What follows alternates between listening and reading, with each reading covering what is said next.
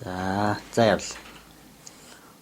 Дээд эрүүл мэнд гэж нэг жижиг өвтөр номыг бид дөрвөлээ харуу жил нохож бичээд олон том уншигч эмч багш нар эрдэмт мэрэгтэн гартаар тавихад бэлэн болж байна. Энэ ном нэрнээс ахгуулад анагаах ухааныг өнөөдрийн эрүүл мэндийн байгууллагын үйл ажиллагаанд хийх шинжилт өөрчлөлт Монголын тэжээх ухаан, тарин нислэгийн ухаан түүний эрүүлжүүлэх эрүүл мэндийг хамгаалах арга үйл ажиллагаа бүх хүмүүст хүргэх бас төвөгтэй асуудлыг эрдэмтэн мэргэд багш нартаа зориулж цаашдын судалгаа шинжилгээнд хандуулах тэдний сэтгэлийг энэ зөв чиглүүлэх зорилготой юм. Тэгээд гурав дахь нь бол бүхэн энийг бичиг мэддэггүй боловсралтай боловсралгүй хүүхэд настан бүхэн энэ номыг уншаад өөрийнхөө эрүүл мэндийг хамгаалах одооны бидний ярьж сурснаа л өөрчлөн сэргийлэх хэрвээ ямар нэг архаг буюу шинэ хуучин хурц архаг өвчтэй бол түүнээ төгс эдгэрүүлэх талаар энэ номд хамгийн энгийн ойр дөт ямар ч үн төлбөргүй өөрт нь байдаг өөрт нь байглаас яасан бурхнаас яасан төрлөх заяасан тийм чанаруудаа ашиглаж эрүүлжих тухай хичээл дасгал төвлөрөл бясалгал энэ номон дотор байгаа юм. Тэгэхээр ерөөсөө хүмүүст гурван чиглэлээр бид энэ хүмүүсийг ашиглана гэж бодож энэ номыг тойргож бүтээж гаргасан. Нэгдүгээр нь бол бүх хүмүүс энд заагдсан, бичигдсэн тэр дасгал төвлөрлийг хийвэл эрүүлжинэ. Хоёрдугаарт нь эмнэлгийн мэрэгжлийн эмч багш эрдэмтэд судалгаа шинжилгээний ажлыг маш их хэмжээгээр өргөдөх тийм боломжтой. За гуравдугаарт нь эрдэмтэд шинэ судалгаа шинжилгээний олон шинэ салбаруудад бидний тойроод байж байдсан байна гэж ойлгоосаа гэсэн ийм үднээс энэ номыг бичиж байна. Тэгээд дээд эрүүл мэнд гэж юу юм бэ? Өнөөдрийн эрүүл мэнд гэсэн энэ байгууллага, эрүүл мэнд гэсэн энэ үйл ажиллагаанаас юугаараа давуутай, юугаараа илүү учраас энийг заавал ингэж хүндэд тавьж байгаа юм. Эрүүл мэндийн тухай их олон тодорхойлтууд байдаг юм аа. 100 гаруй тодорхойлт байдаг гэж багш нар лекцэн дээр ярьж байсан.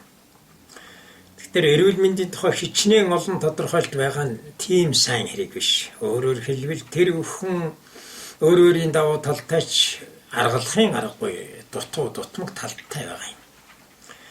Тийм учраас бид дээд эрүүл мэнд гэдэг энэ ойлголтоо тодорхойлж олон ном хэвлэл судалж тэдний далд санааг ухаж ойлгож тарин бясалгал тэжээх ухааны хэдэн арван үеийн багш нараас сонссон зүйлээ харьцуулж дөрвөл заримдаа хурал аялтай шахуу юм хийж маргаж ярьж байж дээд эрүүл мэндийн тухай тодорхойлт гаргасан юм. Тэгэхээр дээд эрүүл мэнд гэж юу юм бэ гэхээр бидний ойлголтоор нэг имийг хэлж байна гэж. Нэгдүгээрт бие эрүүл гоо сайхан. Энэ бол дээд эрүүл мэндийн тулгуурч байж магадгүй. Ямар ч байсан нэг үндсэн тулгуур муу юм. Бие эрүүл гоо сайхан. Гоо сайхны тухай ойлголт бол эрүүлтэй холбоотой. Эрүүлэл бол гоо сайхан. Бусдаар гоо сайхан ямар ч тохиолдолд байх үндсгүй. Тэр ховтос хомор бодог шунх бүх юм бол гоо сайхны туслах төдий зүйл болохоос шийдэх зүйл юм биш. Хоёрдугаарт ухаан сарвал цэцэн мэрэгэн. Ухаан сарвал байсан тохиолдолд хүн цэцэн мэрэгэн болдог. Энэ бол эрүүлийн шинж ухаан эрүүл байна гэсэн. Цэцэн мэрэгэн гэдгийг янз бүрийн зөөр цэцэн үг хэлдэг ч юм уу тухайн сонсогч үзэгч цугларсан олны сэтгэлийн хөдөлгөөнийг буй болгож янз бүрийн юм ярихыг хэлдэггүй юм. Саруул ухаан гэдэг бол байгаль нийгэм бурханлаг хүчний өмнө байгаа.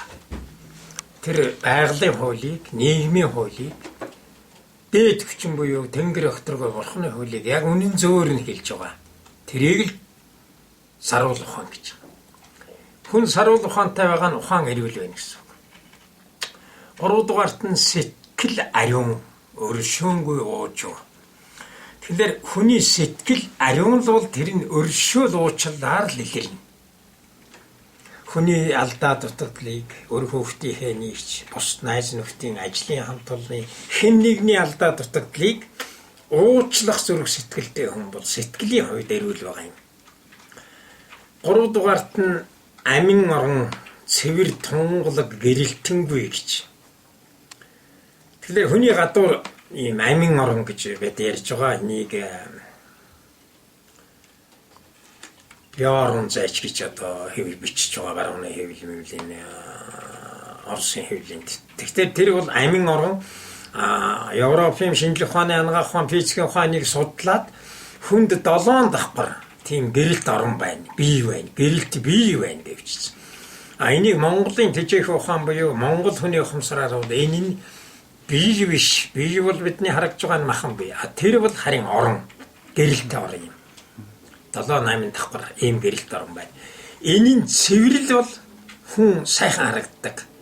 Гэрэлтэнгүй харагддаг. Тэгэхээр энэ түүнийг бий болгож байгаа цаад материаллык зүйлсийн эрүүлийг 506 сар ухаан санаа бүгд эрүүл байвал тэр гадаад орон, гэрэлт орон тунгалаг байна. 5 дугаарт нь хийн эргэлт тэгш амар амгалан. Тэгэхээр өнөөдөр хийн эргэлтийн тухай Европын шинжлэх ухааны анагаах ухаанд ямар ч тийм одоо ойлголт нэр томьёо байхгүй. Оюутны програмд ч юм уу эмч нарын семинарын хичээлээр энэ хаач ордоггүй зүйл юм. Энэ бол дорны одоо Монголын төвдийн энтхийн тэжээх ухаан, тарин бясалгалын ухаанд хийн тухай бичсэн байна. Хий гэж нэг юм байна. Энэ бол хүний биед эргэлж байдаг зүйл. Өөрийн гүйх, оронтой, судал, сувг, хэрдэстэй. Тэгэхээр энэ тэгш байж хүн амар амгалан байдаг. Хүн нэг ормоор, нэг гармаар, суумаар, ялахгүй юм дуурлал, бусдтайгаа муудалцал, хатуу ширүүн хачин үг чулуудаал байгаа нь тэр хийн эргэлтийн тэгшвч байдал бий болчоод хүн юм бохирд өгөө цултанг болчдөг. Тэгэхээр энэ нь тэгшүүл амар амгалан байна. 6 дугаарт нь ухамсар төгс гэгэрэнгүй. Ухамсар гэдэг бид нэг 6 юмнаас бүтдэг ухамсартайгаа 7 юм байгаамаа гэж ингэж ярьж байгаа. Ухамсар нэгдүгээрт бодол, ухаан, бодол, санаа, үг. Тэгээд үг, ухамсар өөрөө за нэг ийм 5 зүйл нийлээ. Тэгээд ухамсарыг бүрдүүлж байгаа. Энэ хэрэг ухамсар төгс байх юм бол тэр хүн гэгэрэнгүй байдаг. 12 дугаар зууны үеийн монголчуудын ухамсар үндсэндээ гэгэрэнгүй байсан. Чингис хаан бүхэл улс гүрнээрээ гэгэрэнгүй улс орныг болгох гэж зорж явсан шүү дээ. Тэр нь гадаад орнуудтайгаа тэрсэлдээд суурьсан, иргэнсэн бурханлаг биш. Тийм улс гүрнүүдэд тэрсэлд тэр их дайндаж гарч байсан ийм шиг байгаа юм. Энэ тухай судлаач мэрэгд босод хүмүүсүүд үг хэлэх байлгүй.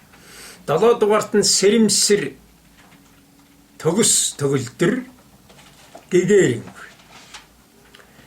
За сэрэмсэр гэж үг хэлээд эмхтэр ухамсар бол тарихны үтэл юм байна. Дээр их 6 юмнаас үүддэг ухамсартайгаа 7 дахь нэгдэл. Тэгвэл сэрэмсрийг бид хүний бэлэг тал буюу аргын нөгөө тал болох сүнсний үтэл гэж ингэж ойлгож байгаа. Сүнсний тухай ярихаар бие биехгүй тухай олон юм ярина. Тэгэхээр тэр тухай ярихгүй юм. Энэ тухай бидний номонд маш тодорхой байгаа. Сүнсний тухай ард түмэн юу гэж ярьдгийг, бурхад юу гэж байгаа юм энэ тэр их мэтлэнгээр тэр талаар тайлбар хийсэн. Тэгэхээр сүнс бол сэтгэл, сэтгэхүй, сэтгэлгээ. За тэгээд сэрэмсэр. Мөн хүсэл санаа, сэрэмсэр гэсэн ийм 6 зүйлээс бүтэж байгаа юм зүйл гэж. За 8 дахь утас нь бол орон, тааламжтай, бат бэх. Ийм 8 зүйл нь одоо бидний сайн ярьснаар байж дээд гурван хүчний хуулинд зохицож амьдрахыг төгс эрүүл мэндийг нэ гэдэг. Бид нэг ийм тодорхойлт бичсэн. Орон гэж юу хэлж өгөх тэр энэ одоо бидний сууж байгаа орон байрнаас ахгуулаад одоо нийслэл Улаанбаатар хот аймаг сумын төв тэгээд Монгол орон дэлхийн ертөнц бүхэлдээ бидний орон энэ тааламжтай байх хэрэгтэй. Тэгж байж амар амгалан Батбих оршин. Тэгээд цаашаа одоо эрхтний эсийн эдийн орон хүртэл байна шүү. За дээд гурван хүчин гэж юу хэлээд байгаа юм гэхээр нэгдүгээрт нь энэ газар байгалийн хууль байна. Энийг өөрчлөхгүй үүнд зохицож амьдрал хүндрэлтэй. Гуравдугаарт нь тэнгэр од нар сар гариг иргэсийн хүчин байна. Үүнд зохицсон. Дөрөвдүгээрт нь энэ олон галактикууд гэдэг хүн ертөнцийг бий болгосон тэр дээд бурханлаг их хүчин байна. Энэ бүх юмыг бий болгосон бурханлаг агуу хүчин байна. Эсвэл бурхан байна. Түүний хуулинд зохицож амьдрна.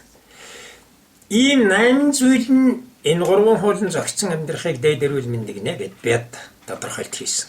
Мэдээж энд дутуу хөтөө буруу зөрүү юм байхыг ерөөсөө гүйцэхгүй. Гэхдээ энэ юугаараа төрөөчийн тодорхойлтоос давуутай юм гэхээр хүнийг яг бүтэц язгуурын 8 зүйлийг авч утсан. 8 зүйлийг энэнд оруулсан эрүүл мэндийн тодорхойлтод тэр 8 зүйл нь гурван их хүчнийхээ хуулинд зохицох тэгж амьдрахыг.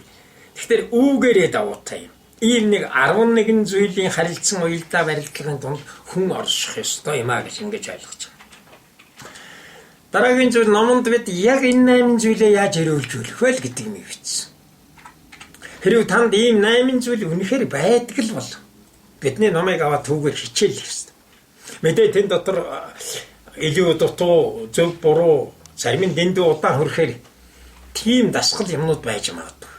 Тэгвэл өөрөө хийж байгаад арай боловсронгойг олоод, арай хураангой, арай илүү үрдэнд өрхөхийг олоод та өөрөө хийж болно. Уншиг, сонсох та бүхэн засаад хийж болно. Яг гэвэл энэ бол танд байгаа зүйлийг бид эрүүлжүүлэх, танд байгаа зүйлийг боловсронгой болгох, танд байгаа оюун ухаан ухамсарын элементүүдийг төгс төгөлдөр болгох талаар хийсэн. Бид нь одоо нэг дээд талынх нь 50 хэдэн жил анагаах ухааны салбарт ажиллаж байгаа.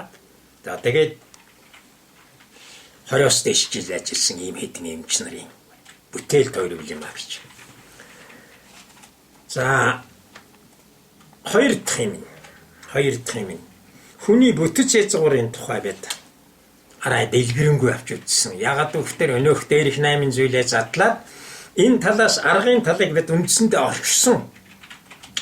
Бие, эрхтэн, эд, эс, молекул, цөм, бөм ингээд энэ талыг бол орчсон. Ягаад гэвэл энэ өнөөдрийн шинжлэх ухааны анагаах ухаан энийг маш сайн судалсан. Хэрвээ эмч мэрэгчлэнүүд хувь хүмүүс түүнийг үзэх юм бол бараг төгс төгөлдөр гэхээр судалсан байгаа.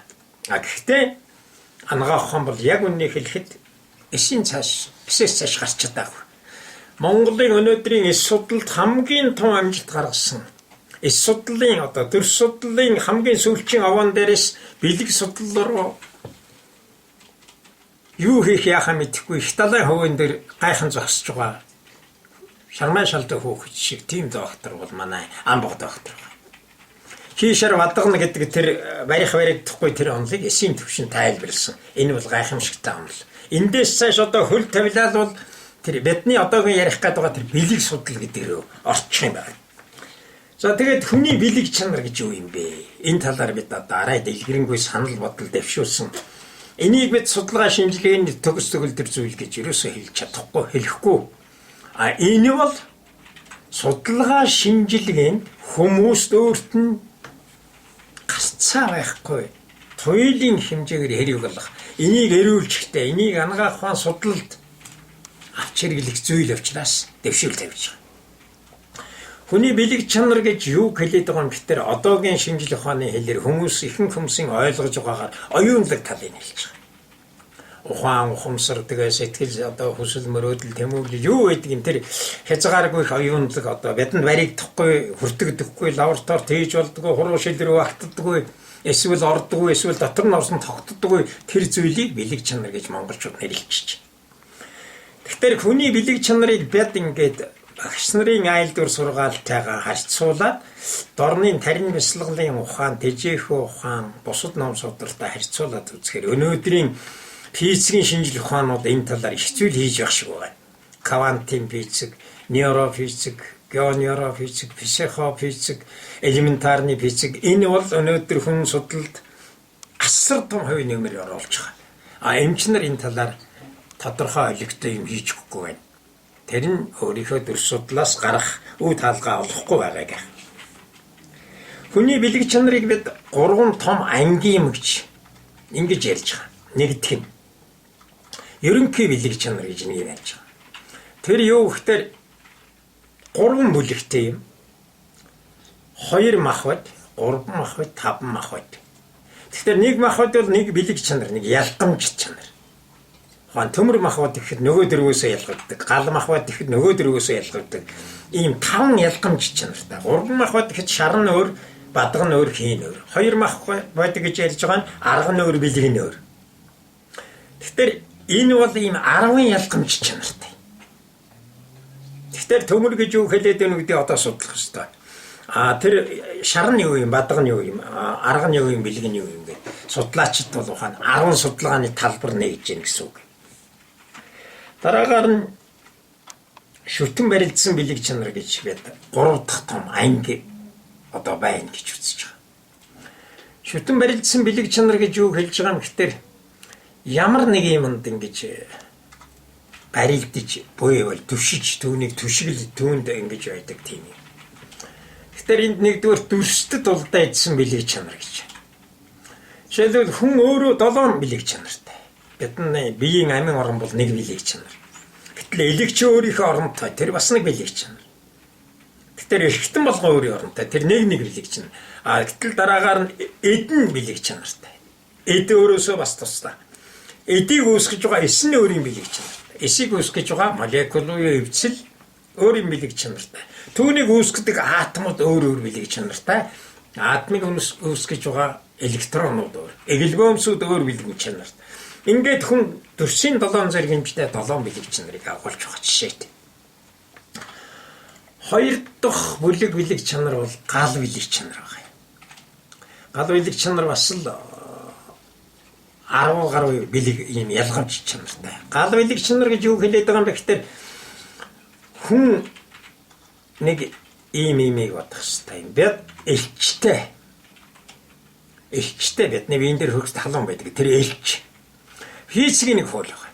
Элчтэй бүхэн гэрэлтэй бүхэн элчтэй гэж. Физикийн хууль бол хүндэж хамаарна. Хүний бие элчтэй учраас гэрэлтэй л байна.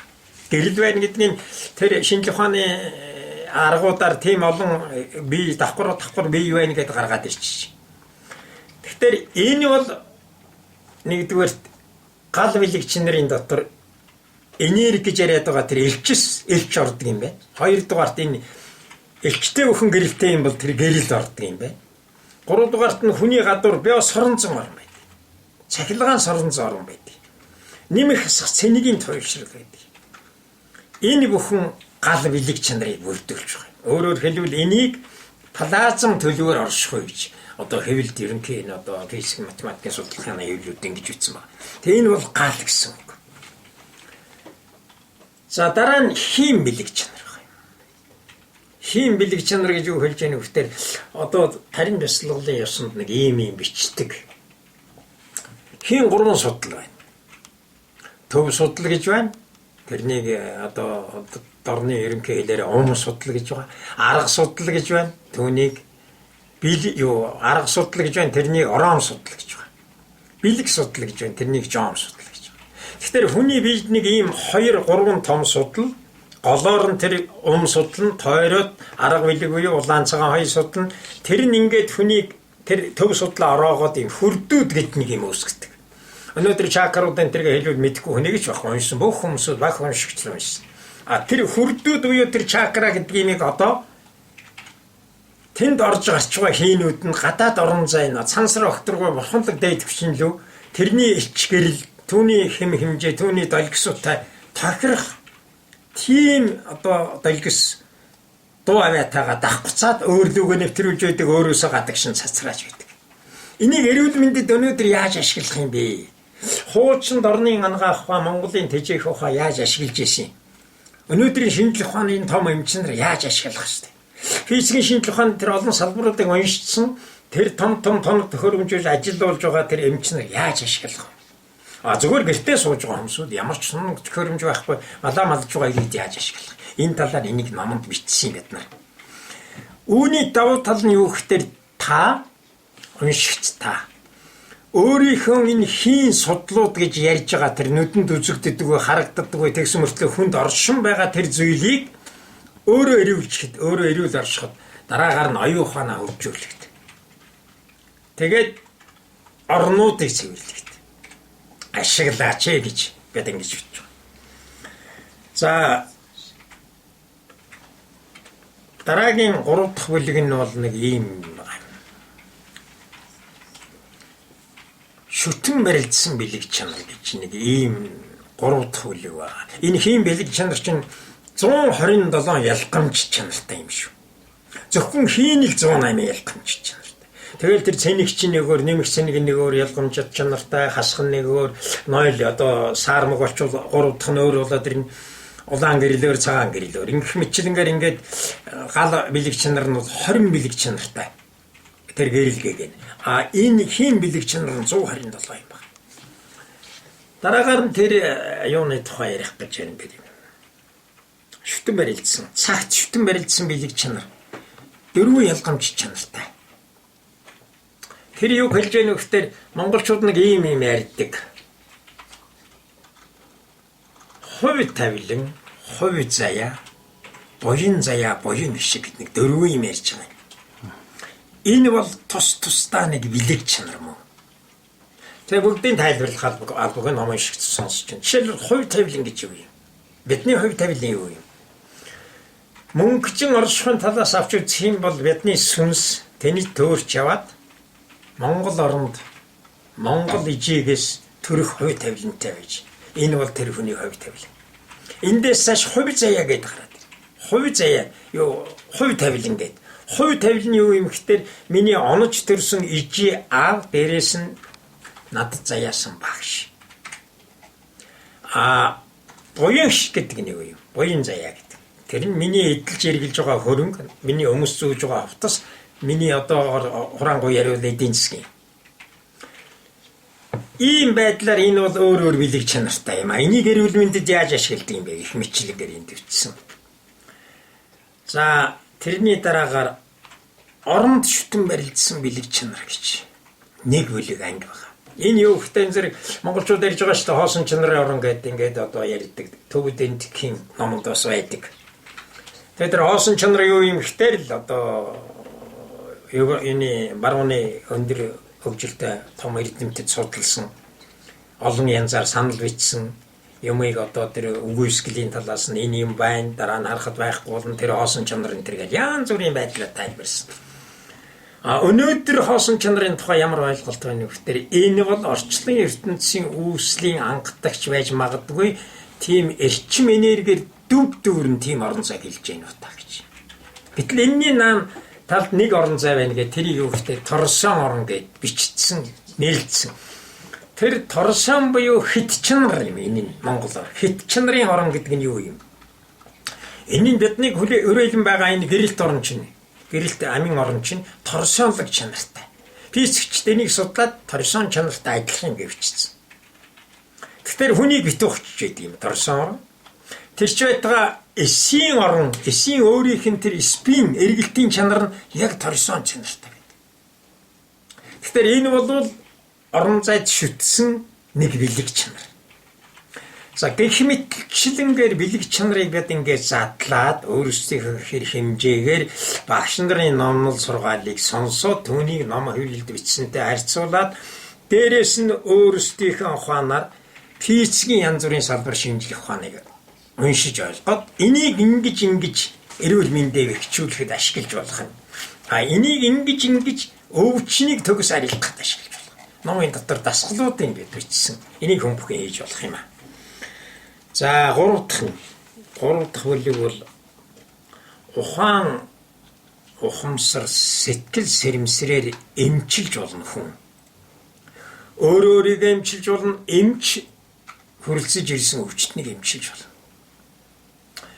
Энэ тухай одоо ярихтаар их төвөгтэй энэ төр тийм ойлгогдомгүй зүйл байж магадгүй. Тэгэхээр нэг зүйлийг тайлбарлах хэрэгтэй. Хүн ухамсараар өвддөг юм. Өөрийнхөө ухамсараар өөрөө өвддөг юм. За яаж өвддөг юм? Бид нар хэрэггүй юм боддог.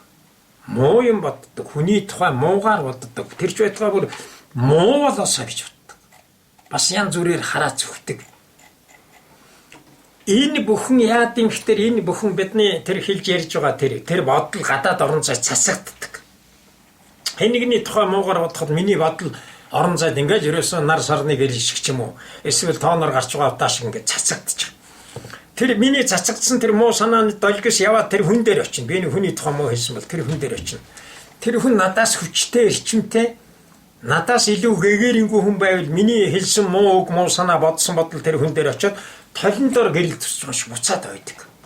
Би талны өмнө очиод зогсохоор миний төс талд харагддаг шин.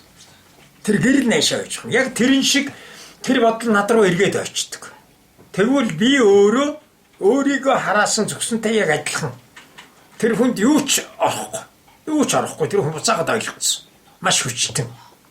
Тэр хүн надаас муу байж бол. Тэгвэл тэр хүнд шингээд үлдсэн буцаад очдөг. Нэвтэрээд гарсан буцаад очдөг. Заавал ихтэй ирдэг өсдөг. Нэг юм байна. Дараагийн зүйл нь ухамсарын дараагийн зүйл бол санаа, үг, оюун ухаан энэ бол эм гişүүлэх чанартай. Хүмүүс ярьдаг шүү дээ. Цаадахын чинь санаа гэдэг тогооны дотор оч гэдэг юм. Хөөшиг дотортой юм гэдэг. Энэ тэр юу гэхтэй зэрэг ерөөсөө тэр хүнд нэг тийм бусдад сөрөг чанар их гамшуул гэж хэлж байгаа. Тэр өртөө мөнөөлөлөө байдаг. Тэгэхээр бид яаж яах вэ гэхээр элэг зүрхээ өвдөхөөс тэр өмнө оюун ухаанаар ухамсараараа ингэжсэн байдаг. Энэ нь 5 арай хүчтэй вижн гайгүй шиг бол 10 жилийн дараа, залуу бол 20 жилийн дараа өөрт нь эргээд өвчин болдог. Яг эрэхт нь өвчхөр бид мэдж байгаа. Юунаас болоод элэг өвчөө, яагаа зүрхөө өвддөг болчихоо. Тэр 20-30 жилийн өмнөөс эхлээд бид хүний тухай муугаар бодсон тэр бодол санаа нь өвчин болчихдог. Энийг өнөөдрийн физикийн шинжлэх ухаануудын тэр хууль зүйн шатах нотлож байгаа юм. Дорны тарин бяцлаглалын ухаанд энэ тухай яг бичсэн байна. Монголчууд хүний тухай муугаар битгий яригддаг. Энд өөр нэг сонин монгол ухааныг би хүмүүст хэлье. Тэгээд тэргийг уншаарай та нар. Тэр хүүхдэр монголчууд ингэж ярьдаг шүү. Хийхээсээ хэлэх нь нүгэлтэй. Хэлэхээсээ бодох нь нүгэлтэй. Хийх нь гайгүй юм шүү дээ. Очоод нэг хүнийг алгадчих, зодчих юм уу, ч юм уу, одгийн навшиг гэж хэлэх нь гайгүй юм бэ.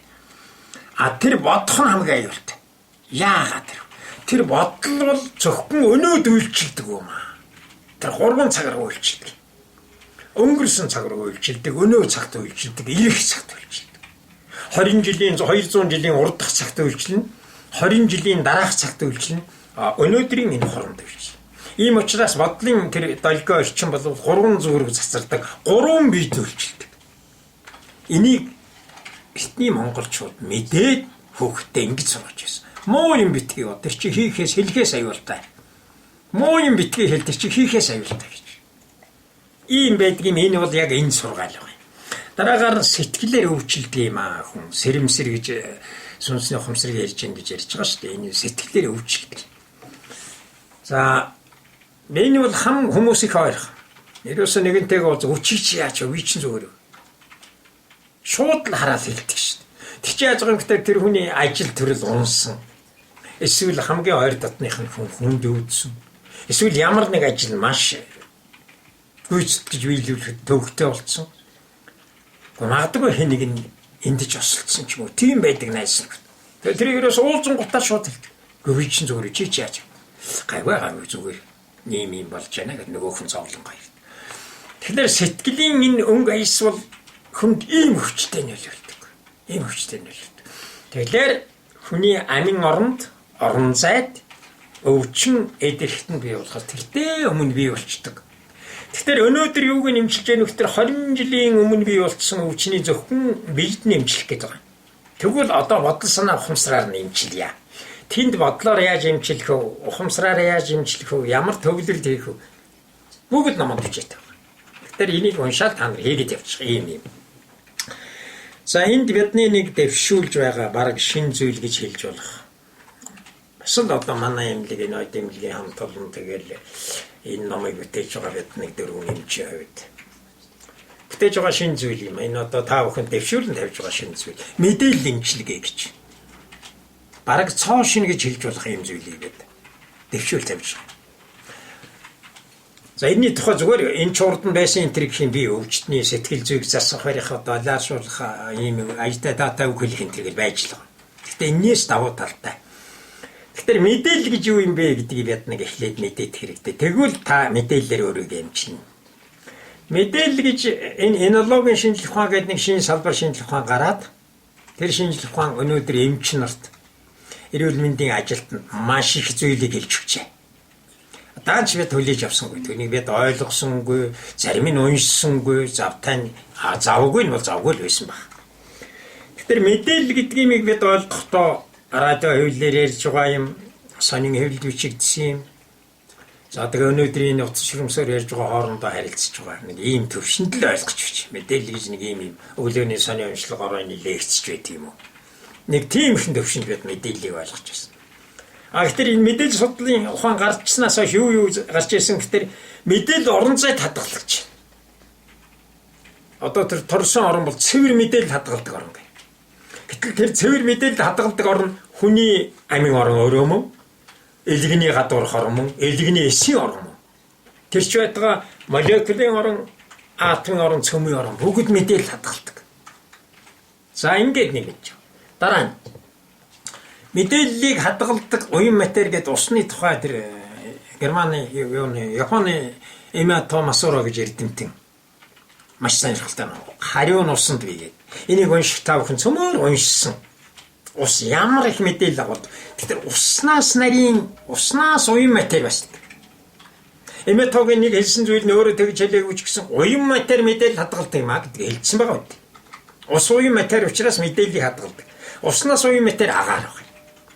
Тэр агаараас уян матери нөгөөх торсон орн байна. Өнөө хичнэр.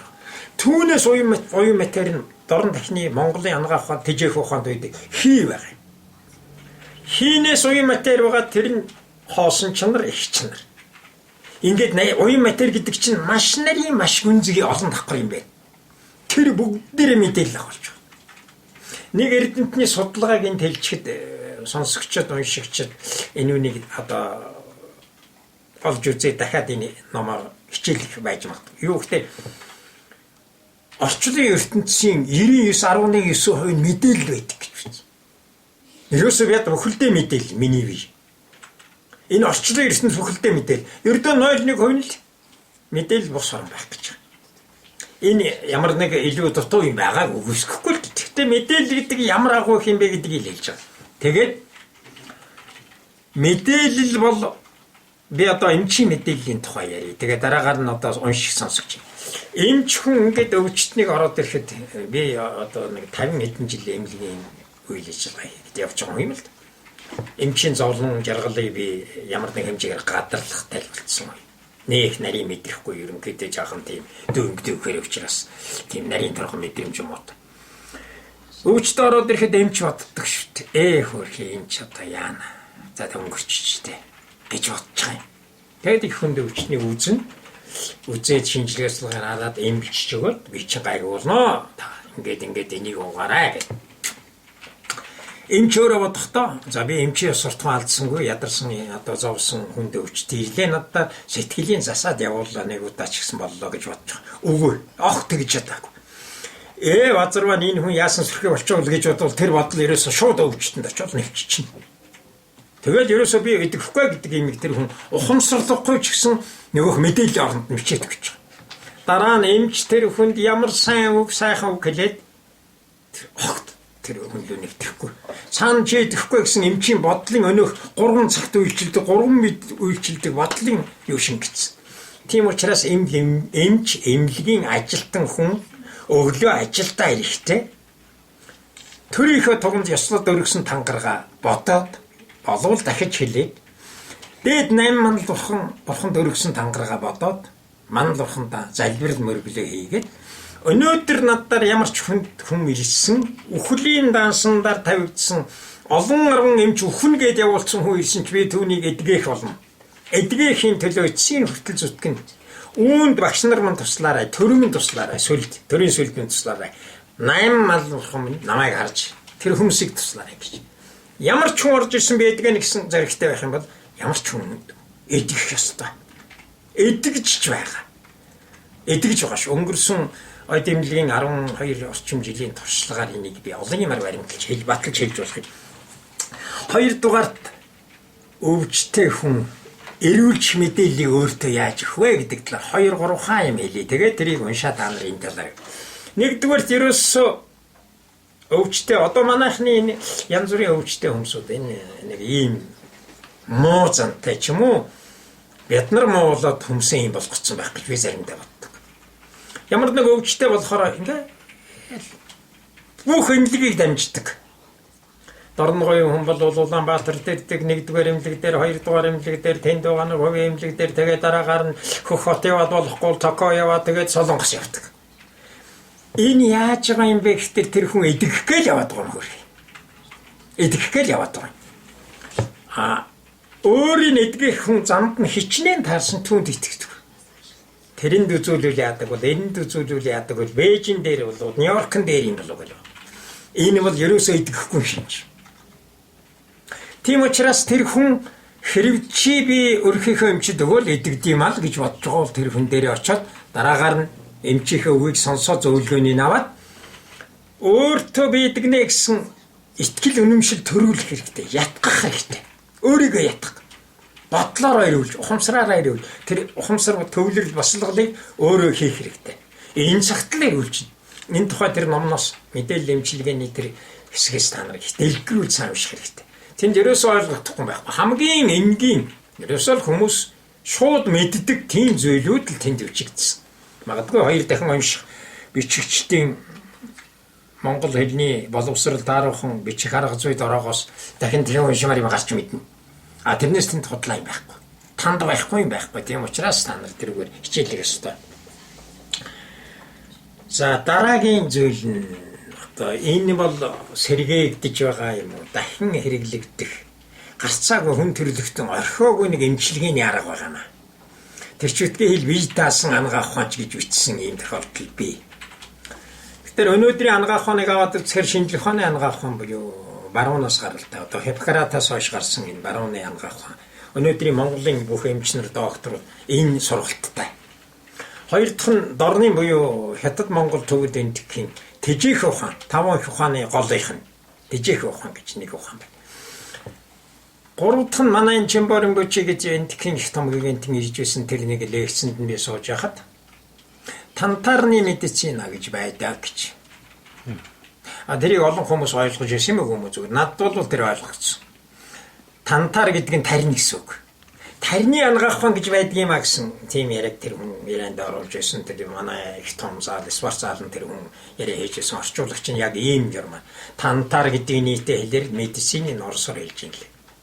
Тантарны медицин гэж байдгийм а гэж нэг ингэж айлдж байна. Тэгээд энэ тухай тэгээд юу ярих нэг сонирхсан. Тэгээд цаашаага өөр юм яриа явцсан. Тэгэхээр тарины нэмчилгээний арга гэдэг Монголд байсан шүү дээ. Монголд байсан.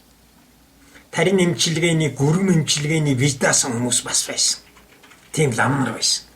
Харин эмч нарын хувьд бол цөөхөн их том эмч нар хийж байсан зүйл юм аа. Тэгээд тарины эмчилгээний арга зүйн талаар бид энд бичсэн. За тэгээ би энэ дээр зүгээр тарин гэдэг чинь юу юм бэ?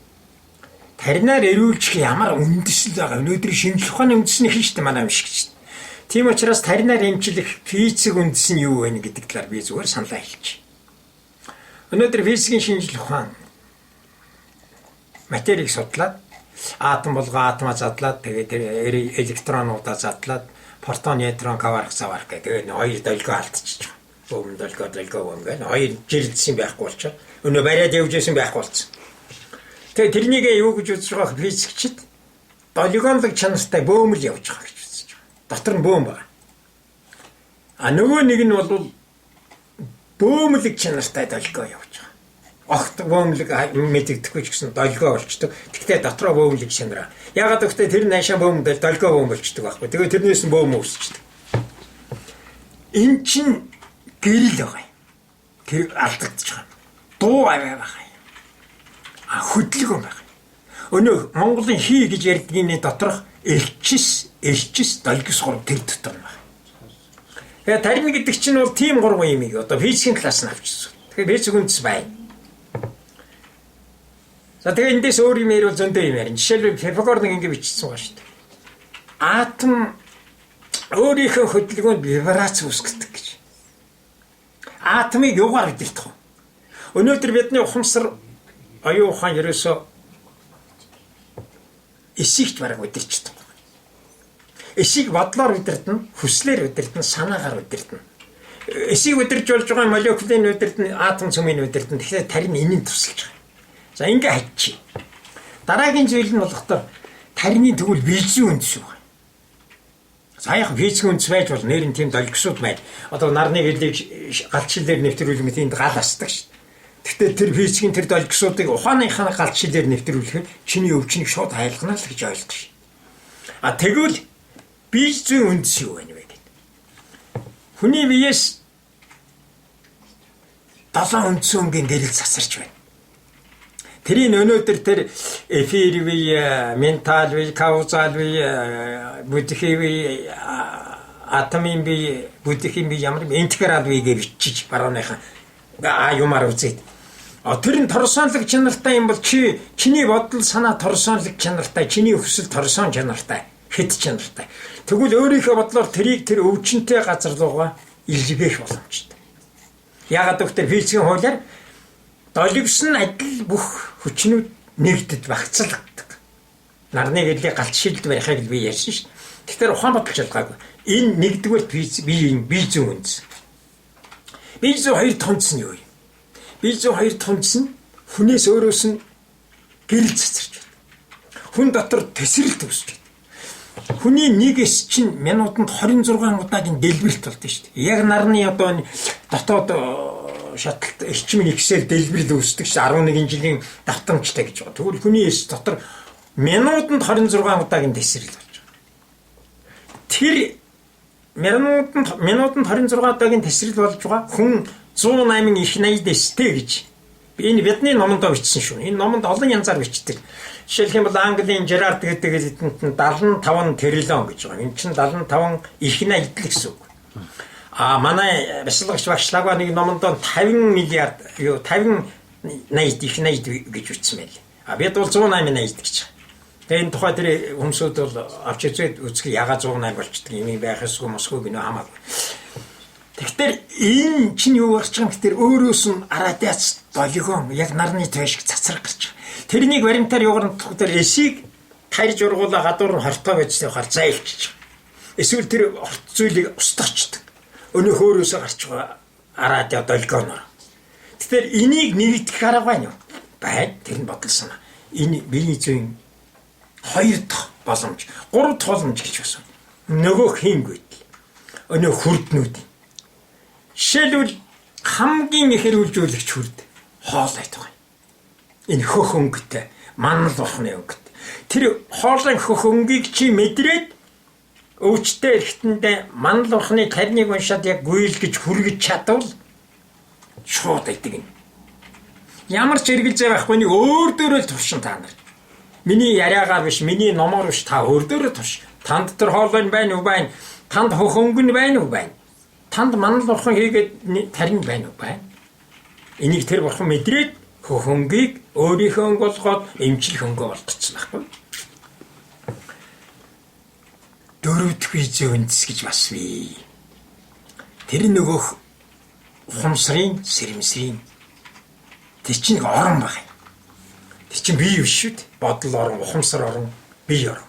Тэгэхээр энэ чинь бодол санаанаас ямар ялгаатай юм гэж та нар бодож байгаа байх. Аливаа юм систем байдаг. Системний юм хэсгүүдэд хуваагддаг. Гэхдээ систем бол хэсгийн юм биш. Жишээлбэл таавал таны элэг биш. Таны эс бүрч биш. Тэр ч байтугай таны айтам ерөөсөө биш. Та л бүтэн хүн. Тэгэхээр та тэрнээс үтсэн мөртлөө тэр биш байдаг. Түүнтэй яг адилхан ухамсар чинь 6 зэрэг эмчтэй мөртлөө тэрний аль нь ч биш ухамсар. Гэхдээ тэр ухамсар сэрэмсэр хоёрын оронг бас тэнд хандуулах хэрэгтэй. Ийм байдлаар тарныг давтаж, эмчилж, эрүүлж тэрч байтгаа урт наслах, тэрч байтгаа өөрийнхөө сэтгэл санааг ариусгах, түүгээр дамжаад гэгээрэнгүй амьдрах, дээд гэгээл төрөх боломж байгаа юм. Энэ тухайн номонд урдсан бичсэн буруу зөвийн та засаал тэгэл өөр дөр тушаал хийгээл явах хэрэгтэй. За бидний дасгалын давуутай тал юу гэхээр хаач хийж болно, хинч хийж чадна. Өрөөндөө хийж болно, ажил дээрээ хийж болно, гэртээ хийж болно, малын захтаар хийж болно, ажлынхаа завсарлагаанаар гадаа цементэн давжондор төр суугаад хийж болно. 1 минутаас цаг 30 минутын хүртэл. Тэр аль ч цагийн сонгож байна. Ийм юм. За ингээд номын тухай мэдээлэл бий юм билээ. Баярлалаа та бүхэндээ. Та нөгөө ингэж хэлжсэн номны өөрчлөлтөөс харж байхад Гиппократаас эхлээд одоо явсан энэ өрнийн амгаах ухаан тэднийг судлаад мөн одоо Монголын тэжээх ухааны тэр 800 жил тэрнээс цаашлаад бүр одоо энтгийг төвдөх юм бол одоо 20 мянган жилээр яригдчихэж байгаа. Тийм 20 мянган жил Монголын ухаан. Тий тэгэхээр энэ номнуудын одоо судалгаа тэр боловсруулалтан дээр бас үндэслэн миний зөв таамаглал төсөөлж байгаагаар бол энэ номнуудын огтээж нь имаал шимэн имаа одоо нэг ох арих гэж байдаг шүү дээ тий бүр нэг олон дахин нэрнэ гэдэг шиг тэр талаараа нэг тайлбарлаж өгөөч одоохондоо яг ямар их сурвалж те ямар судалгаа нь үндэслэж ээж энэ ном одоо гарч байгаа юм бэ гэдэг талаар нэг. Тэгэхээр энийг бид нар ярьж одоо тэр шинжлэх ухааны ангаах би бол шинжлэх ухааны ангаах ухааны хүн тэрийг л төгссөн түүгээр явж исэн. Тэгэхээр тэжээх ухааны олон ном сударгүй. Маш олон ном судар. Би 3 их багштай хүн юм. Энэ Монголын уламжлалт тэжээх ухааны талаар өмнө нь Жандсан гэдэг үг нь 1966-нд хүний хэмж болол хадаг барьшааг орсон. Хоёр дахь нь манай энэ ойд багш бас хадаг барьшааг орсон. Одоо Монголын хамгийн сүүлийн их маарам. Гурав дахь нь Алтан булгийн хийдийн Сан Бүлэндүү гэж бид нар сахалтай багш гэж нэрийн зэрлэдэг. Тэр багшд хадаг барьшааг орсон. Тэгэхээр энэ номыг бид нар үзээд ухаан одоо Европын тэр Гиппократаас хойшх энэ 2000 жилийн төвтэй ангаах ухааныг үзэж судлаа багш нараас заалглаа. Дараагаар нь хэдэн багш нараас дорны тэжээх ухааны талаар заалглаа. Бас Монголын уламжлалт гүн ухааны тухай олон ном зохиол хэлүүлж судалж сонсож ингэж байлаа. Тэгээд бид Монголын гүн ухааны одоо би ганц гүн ухааны жишээ аваадах юм. Гүн ухааны талаар Монголын Заны Агван Балдан гэж их гүн ухаантан байдаг. Агван Балдангуайн тэр гүн ухааны сургаалууд тэр хоосон чанарын тухай сургаал энэ тэр бол өнөөдрийн энэ бидний энэ ангаах ухаанд оруулаад ирэхэд их төвөгтэй хэцүү тэр миний ой ухаан биднийх бараг хөрөхгүй юм байна. Гэхдээ Агван Балдангийн нэг ийм үг бол бидний энэ судалгааны арга зүйн чиг одоо гэлэлгээгээ ийм юм болсон. Тэрний үгээр Агван Балдангуайн нэгэнтэй нэг зохиолд ингэж хэлсэн байна. Нөхцөл шалтгаан бүрэлдэж буй болсон бүхэн мөнхүү нөхцөл шалтгаан бүрэлдэхэд арилж үгүй болно гэж бичсэн. Энийг ангаах ухааны төвшөнд хөрвүүлвэл эдгрэхгүй өвчин байхгүй гэсэн ухагтхан гарч байгаа.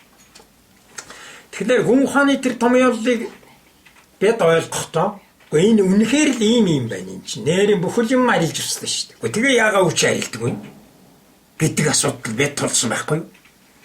Тэгээ арилах хэрэгтэй. За яагаад арилгаж чадахгүй юм бэ гэдэг. Тэгээ ингэж чадахгүй. Нэгдүгээрт нь бид одоо хэдүүлээл ингээд маргаал яриад машинтаа заримдаа гэртээ заримдаа миний тэр юм ажлын өрн. Нэгдүгээр өвчин үүссэн нөхцөл шалтгааныг бүрэн арилгаж чадахгүй. Жишээлбэл хоолыг засч чадахгүй. Жишээлбэл бодол санаагийн засч чадахгүй. Тэр ч удаа эмийг өгжнөөс өвчин үүсдэг шүү дээ. Тэрийг авахгүй яаж идэх юм тэр гэх мэтчил ингээд өвчин үүссэн нөхцөл шалтгааныг бид бүрэн арилгаж чаддаг юм байна. Хоёрдугаарт нь өвчин арилгах нөхцөл шалтгааныг бүрэн бүрдүүлж чаддаг юм байна. Хэрвээ энэ хоёрыг бүрдүүлвэл Агван Балдангуайн энэ гүн ухааны том ярил үнэн болно. Ерөөсөө идэхгүй өвчин байхгүй хэдүүл энийг үзье. Үзсэн шүү дээ. Үзсний үрдэн 6 жилийн дараа за яг нь 8 жилийн дараа гэтэл хавдартай хүн олон гэдгийгсэн. 2006 онд хавдар эдгэж чинь гэсэн хэвлэлийн баг хурал хийлгэсэн эрдэмшлэгээний баг хуралд 36 хавдартай хүний эдгэсэн материалаар нь эмч нарын их хуралд эрдэм шинжилгээ судалгааны илтгэл оруулсан. За нэг талаас юм. Нөгөө талаас тарин одоо тэжээх ухааны талаас бол ийм байдаг юм аа. Монголын ангаах уламжилт ангаах ухаан гэж ярьдаг юм. Энийг зүгээр 1950-аад оны үед миний ойлголтоор юм шүү өөр байж мэднэ. Манай их судлаач одоо их багш бидний багш миний 2 үеийн багш юм. Манай хайд багш нэрийг оруулж ирсэн гэж би боддог. Академикч ардын эмч хайдаг. Тэр үед ангаах ухааныг уламжилт ангаах ухааны эмчилгээний аргуудыг оруулж ирэх хэрэгтэй байж. Тийм учраас тэжээх ухаан гэдээ оруулаад ирэхээр хүмүүсүүд хүлээж авахгүй. Ийм хаашаа хачийн нэртэй юм аруул. Тийм учраас яасан гэхээр тэжээх ухааны эмчилгээний аргын уламжилт ангаах ухааны арга гэдэгсэн. Уламжилт ангаах арга гэж хайдаг багш төв хоронд асуудал оруулаад тэрүүгээр гаргацсан өнөөдөр тэгэл явж байгаа. Монголын уламжилт ангаах ухаан гэж байгаагүй юм. Тэжээх ухаан гэж байсан. Тэгвэл тэжээх ухаан гэдэг юу юм бэ? Та нар тэрнээс юуг нь авсан бэ гэж асууж байна. Бид нэг номноос ингэж хуулж ингэж бичиж аваагүй. Зүгээр тэжээх ухааны энэ онол арга зүйн биднийг сэрээсэн. Бидний унтаа эсвүүдийг сэрээсэн Монгол оюунлог гэрэл хайсан. Тэжээх ухаан гэхдээ ийм юм. Юугаар тэжээдэг? Хамгийн сайн тэр байхгүй. Нэгдүгээр агаараар тэжээж байгаа. Амьсгалаар. Хоёрдугаар байрлал хөдөлгөөн тэжээх ухаан гэдгээс. Тэжээх ухаан гэж юу юм бэ? Ангаах ухаанаас ямар ялгаатай? Тэжээх ухаан гэдэг нь эрүүл аж төрөх тэжээдэг л байхгүй. Тийм л ухаан байхгүй. Юугаар тэжээдэг? Хамгийн нэгдүгээрт л агаар, амьсгал.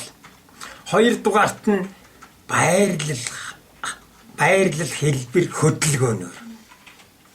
Гуравдугаарт нь бодол санаа, сэтгэл хүсэл, оюуха ухамсараар.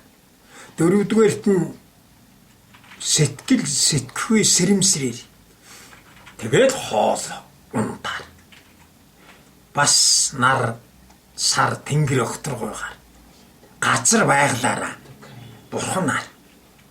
Туханлаг хүчнэр. Ийм олон зүйлээр хүний эндийг тэжээнд итгэж ивэдэг байсан. Болохгүй бол эмчилдэг. Нөгөөх эмчлэх арга нь тэр газар шорооноосоо бэлдсэн ургамал, тэр тарин, тэр вясалгал, тэр ариунгийн бодол санаа тийм юм амжилж байна. Тэгэхээр Монголын тэжээх ухаанаас бид ийм зүйлүүд байдаг учраас бид энийг эсэргээрээ Тэнгэрийн хүчнэр яаж өөрийгөө эрүүлжүүлэх юм? Нарны эрчмээр, сарны гэрлэр яаж өвчнөө зайлуулах юм? Газрын эрчим хүчээр яаж одоо үйлдэх юм? Энтергээд ингээд энэ тухайн номон дотор тэр бясалгалын хэсгүүдэд байгаа. Хөх хас гэж бясалгал бий, улаан хой, төрсөн хонд энтергээд. Тийм бясалгалууд бол таны эрүүлэндээ гайхамшигтай. Бэхжүүлнэ. Тэр бясалгалыг хийхэд сурчгаараа 5 минутаас илүү хугацаа. Цааш нь 10-20 минутаар бясалгалаа яг үргэлжлүүлвэл туйлын өртөнтэй бол. Тарин бясалгалын ёсны тухай би түрүү ярьсан. Тэгээ одоо гэгэнтэнтэй уулзаа ийм ярьж байсан гэсэн гэж. Тэгэхээр энэ Монголын тэжээх ухаан, Монголын гүн ухаан, арга билгийн ухаан, өрнийн одоо шинжлэх ухааны ухаанууд, тэгээ физикийн шинжлэх ухаан эд бол бидний унтаа эсийг бидний олон жил бодож гайхаж санааширч ирж байсан зүйлийг ерөөсөө алган дээр нь тавиад өгч болсон юм. Тэгээд энэ бүхнийг мэрэгжил нэгтэй нөхдөйгөө эрдэмтэй номтой залуучуудтайгаа бүх хүмүүстэйгээ хуваая гэж өргөн байж байгаа. Өчигдөр та нэг юу яжсэн? Тарны нөгөө нэг тэр нотоор нь одоо унших хэрэгтэй. Эсвэл хоёр хөлбөр ярьжсэн шүү дээ. Тэрийн талаар та нэг илүү тодорхой болгож. Тарин нэмчилгээний дотор хүрдүүдийн дотор хүрдүүдээ яаж нээх вэ? Ямар аргууд байд юм бэ гэдэг талаар бичсэн юм. Тэгэхээр тэр хүний 7 хүрд байгаа юм. Хамгийн доод бол ахар сүүлний хүрд, тэгээд асуух нурууны хүрд, хүүн хүрд, зүрхэн хүрд, хоолойн буюу дуун хүрд, цохны буюу 3 дахь нүдэн гэж байгаа мэлмийн хүрдэн, тэгээд дээд талд нь зулайн хүрдэн гэдэг. Ингээд босоо 7 хүрд байгаа. энэ хүрдийг нээх аргууд байгаа юм. Тэгэхээр энэ хүрднээс чинь 7 авиа цацарч байдаг. Нэг хүрднээс 7 авиа. Гэхдээ нэг нь давамгай одоо солист маягаар дуурч байх жишээтэй. Жишээлбэл хамгийн доотлын тэр асуух нурууны юуны ахар сүүлийн хүрднээс доо авиа. Доо авиа дуурч байгаа тэр хүрд нь улаан гэрэл цацарч байна. Гэхдээ тэндээс гэрэл цацардаг юм байна. Авиа дуурдаг юм байна. Тэрний дэд талд нь асуух нурууны хүрднээс нь эрээ авиа. Тэгээд шороондоо бүдэг шаргал өнгө цацарч байдаг.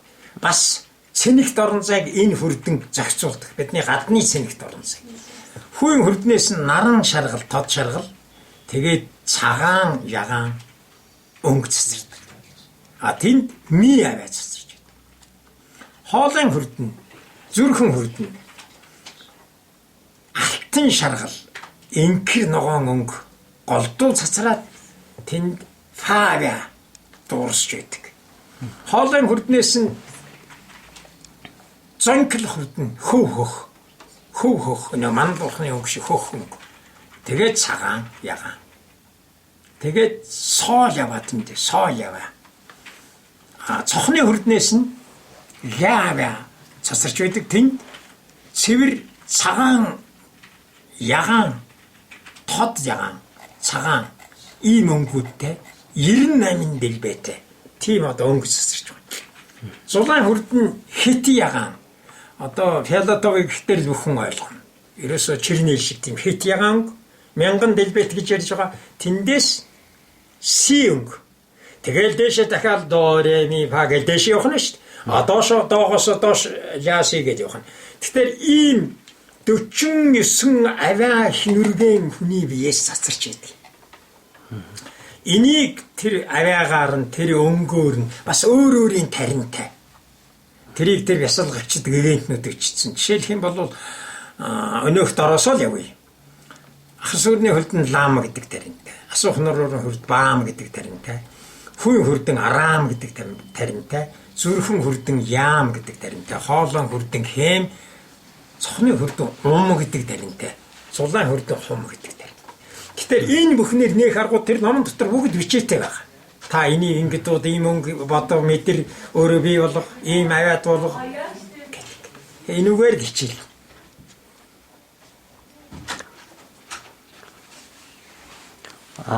Та юу яжсэн чинь маань badны хэмиг нэг яг юу ноотных нь өнгөөр нэг уншиж үзүүлчихсэн ш. Тэрийг та нэг уншаад яг яаж унших хэвтэй гэдэг. Энэ одоо хэдэн таринууд энэ тэр яг тэр номон дор бичээтэй байгаа шүү. Жишээлбэл бурханд өөрийгөө нээх вэ гэдэг тэр бясалгал бай. Хүнд 5 бурхан байгаа юм. Тан дотор одоо намайг сонсож байгаа тан дотор 5 бурхан бий. Энэ байна уугүй юу гэдэг л мэдчих. Нэгдүгээрт ухаан байдгүй танд. Байдгаа л үгүй зүгээр ариавал бурхан байгаа тэр. Хайр байдгүй танд. Байдгаа л үгүй юу ариавал биш бүдхий бурхан байгаа тэр. Бүддээ бурхан. Хайр байдгүй. Байдгаа л бол танд ариавал бурханы хөрөнгө байна л гэсэн. Хүч байдгүй. Байдгаалгүй очирван бурхан 3 хүч. Биеийн хүч, оюун ухааны хүч, сэтгэлийн хүч. Тийм 3 хүчний тэнгэр очирван бурхан. Танд ямар нэг мэдрэмж онгод байдгүй. Байдаг. Тэгвэл та янжил хам бурхан. Янжил хам бурхантай адил. Ийм 4 юм танд байна уу? Байна. Тэгвэл та манал бурхантай адил өөрөөсөө 7 өнгийн гэрэл цацраагч. Манал бурхан өөрөөс нь 7 өнгийн гэрэл цацраад. Тэгэхээр 5 бурхны шинж танд байгаа учраас бурханд өөрийгөө нээхийг буюу бурхан чанараа олох тэр бясалгал бичээтэй байна. Тэгэхээр Умааны Ветнайхан гэдэг тариныг ингэж л уншдаг юм. Хоёр тийш нь хөөж уншиж байгаа юм. Гэд ингээд дотгошоо дугуй Умааны Ветнайхны зүгээр бодлоор уншихад хамгийн доотлын хөрдөнд ахар сүрний хөрдөнд асуух нурууны хөрдөнд маа тэгээ дээшээ ни бат мэ хум гэдэг ингээд уншиж. Гаргахдаа дээрээс Умааны Ветнайхан хум гэдэг. Тэгээд дээрээс нь дороос нь дээш нь уншиж Умааны Ветнайхан дээрээс нь доош нь дахиад уншаад Умааны Ветнайхан гэх. Ингээд энэ 6 авиаг хүрдээ цохоо хүртэл энэ бүх хүрдэндээ ингэж дээш нь доош нь хөөж гүйл гэж уншдаг. Авиагаа дууддаг юм.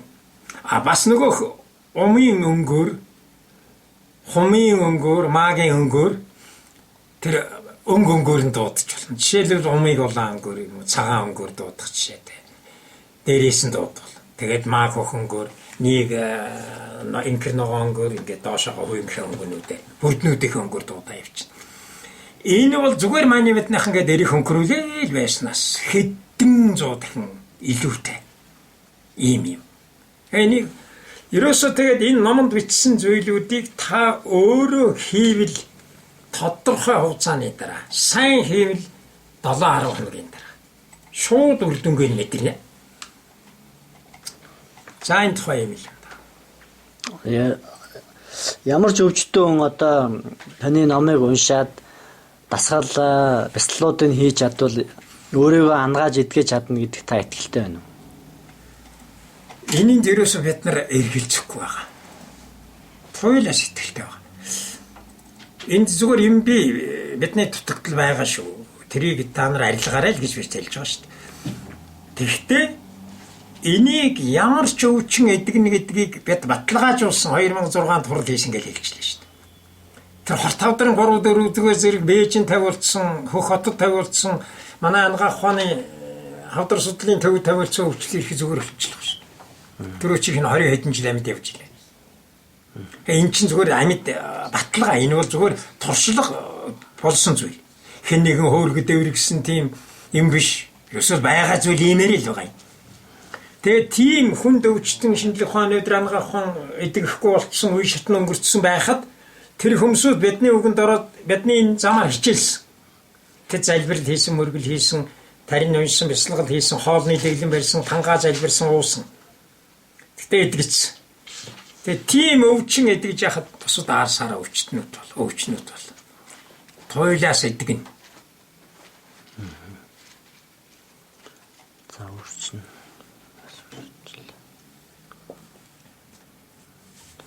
Нэг юм мартаад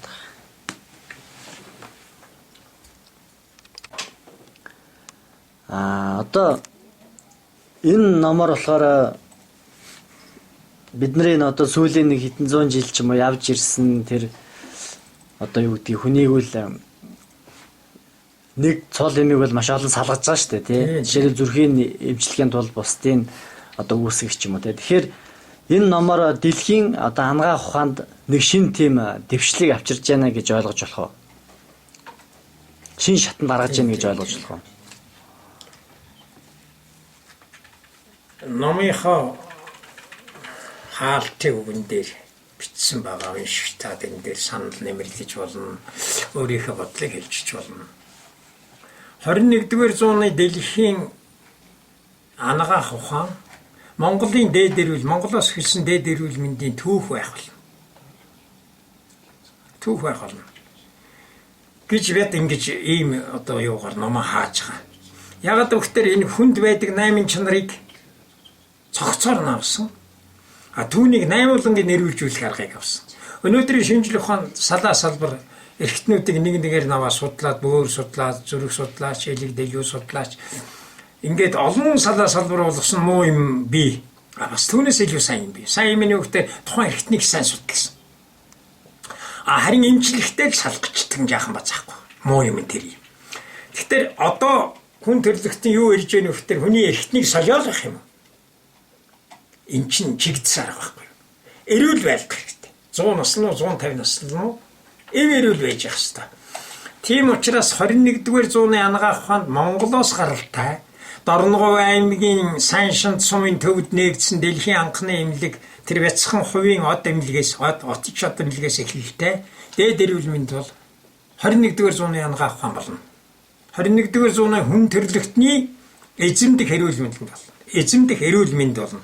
21-р зуун хүнийг судлах төгс ангаах ухаан болно. Энд бол эргэлзэх юм байхгүй. Хүссэн хүсээгүй энийг хүлээж авах. Энэ номоо судлаад ер нь Монгол түмэн бүгд эрүүлийн их тийм ээ аз жаргалтай өвчин зовлонгүй амьдрах бүрэн боломж байна гэдэг та итгэлтэй байна уу тийм ээ? Дээд эрүүл мэнд танд 3 юм өгнө гэж тэр номон дотор байгаа. Нэгдүгээрт нь дээд эрүүл мэнд танд төгс төгөлдөр дээд эрүүл мэндийг өгнө. 2 дугаарт гэгээрэнгүй амьдралыг өгнө. 3 дугаар таныг дээд гэгээрэлд хөтлөнө гэж. Монгол хүн болгон энийг хичээлээсээ хийгээсэй гэж бодчих. Тэр цагт магадгүй энэ 2011 оны сүүлээс эхлээд энэгээр аймаг сум болгон сургалт явуулаад хичээл хийгээд ингэх юм бол 2012 он гэдэг Монголын төгшөөр 70-80% буурсан жилж эхлэх юм билүү. Тийм төвшөнд асар өндөр одоо их гэгээлэр сэтгэлгээтэй бодож энэ номыг төмөн олондоо өргөн барьж байгаа шүү. Ямар ч байсан айлаас уур хэлэн зайл. Өглөө цөмөөрөө инээгээд гараач. Хүүхэд нь цэцэрлэгтээ инээж, аав нь инээж ажилдаа, ээж нь хүүгээ хөтлөөд цэцэрлэг рүү инээж явж, эмээ өвөө нь ач хучаан инээж үдээч. Орой ажил цуглаа цөмөөрөө инээмсгэлж уулзаач. Ямар юмний төгшөр байх юм бэ? Гэх мэтчлэнгээр энэ номыг бол Монголын бүх хүн унших ёстой. Тэр ч байтугай Бурхан өөрийгөө нэг хөх хас хоёр бясалгалыг Монгол хүн бүхэн хийж байгаа юм. Энэ цагаас эхлээд Монголын ирээдүйн одоо залуу эмч охид хөвгүүд дээд эрүүл мэндийн багш сургагч болоод барууны хийгээ твийн улс оронд явах байх гэж бодож байгаа юм. Явна ер нь явах болно. За баярлалаа. Ястай нэг